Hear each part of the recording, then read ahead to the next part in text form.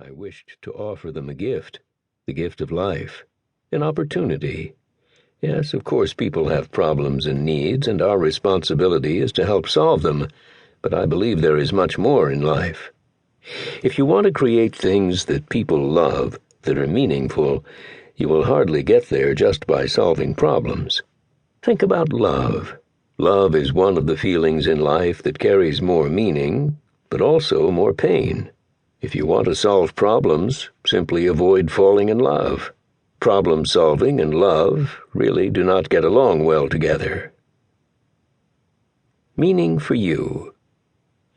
Second, this audiobook is about your own search for meaning. It is about the reason you wake up in the morning and catch that train.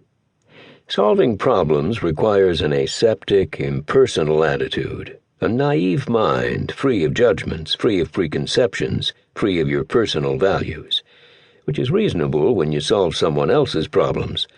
But creating meaning demands much more. It demands that you start from your values, from what you believe in, from your vision of the world. It's like a gift. A person will never fall in love for a gift she simply asks for. The gift needs to come from you, from your own search for meaning. If you do not love it, how could she love it? The search for meaning gives you the chance not only to solve problems, not only to innovate, but to innovate in a direction that you believe is more meaningful to people and to this world. Meaning is what connects you and the recipients of your creations. I turn again in my bed. Time is short. I have a meeting at my business school. As I enjoy the last moments of warmth, thinking about the creation of meaning for others and for myself, I realize I have overlooked an important dimension connected to my work. What about the creation of business value? I smile. Well, if something is meaningful both for the people who receive it and for the people who create it, how can't business value easily ensue? My mind goes back to all the projects we did in these years, to the entrepreneurs and managers I met who were driven by meaning. Entrepreneurs and managers who have generated much more business value than others who start from business value itself. They are makers of precious gifts. Time to get up. There is a scent of tea in the air. The gift makers. An audiobook may also be seen as a gift. Like every gift, it has a wrapping and a content. The wrapping is in the words, the text, the figures. The content is the thinking, the reflection, the research. The wrapping of this audiobook comes from me, but the content comes from the invaluable work and the inspirations of many whom I wish to acknowledge and thank. First, the sparring thinker, Åsa Öberg. Without her insights, reflections, feedback, this audiobook would just be an empty package.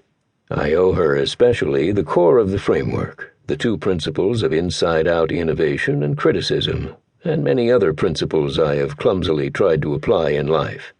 Namaste, Åsa. Second, the radical circle, close friends who have enriched my understanding. Starting from the team at Politecnico di Milano, Claudia Dell'Era, Emilio Bellini, Nayara Altuna, Tommaso Buganza, Paolo Landoni, Emilio Bartezzaghi, and all the others who have been helping with concrete practical support in our research projects and collaborations with corporations. A special acknowledgement is for Gianluca Spina, my sparring thinker in earlier adventures. Thanks, Luca, for all your silent support. I miss you. This radical circle has been alive thanks to institutions that have provided funding for the theoretical research underpinning this audiobook.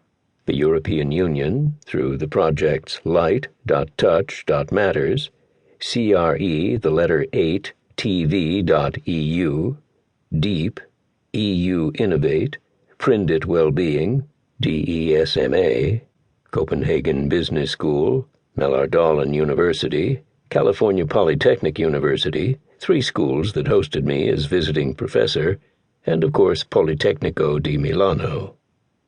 Thanks also to the scholars with whom I have shared part of the journey, Ezio Manzini, Francesco Zurlo, Anna Meroni, Cabirio Cautela.